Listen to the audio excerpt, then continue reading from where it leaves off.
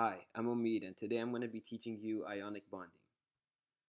Before we dive into ionic bonds, it is important to understand the bond basics. Compounds of two or more atoms are held together by chemical bonds. All of these bonds rely upon the electrons of said atoms. The three types of chemical bonds are covalent, ionic, and metallic. A good way to remember the difference is that ionic bonds usually involve a metal with a nonmetal, while covalent bonds only use nonmetals.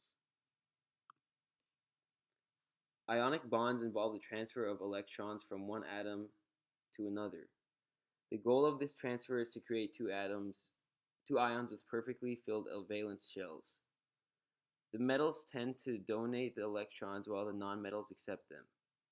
The loss of electrons gives the metal ion a positive charge, and this is known as a cation, while the nonmetal ion is negatively charged, and this is known as an anion.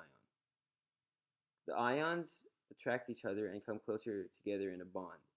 This phenomenon is explained in Coulomb's law. The bond formed between the atoms attract them to other ions because of the positive and negative forces involved. A good example of a common metal and nonmetal ionic bond is seen between Na and Cl, which combine to form table salt.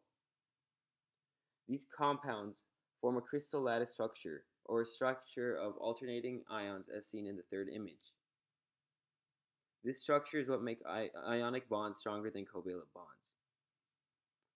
Ionic bonds are measured by formula units, or the smallest electrical neutral collection of ions. So the nomenclature for ionic bonds is actually quite simple.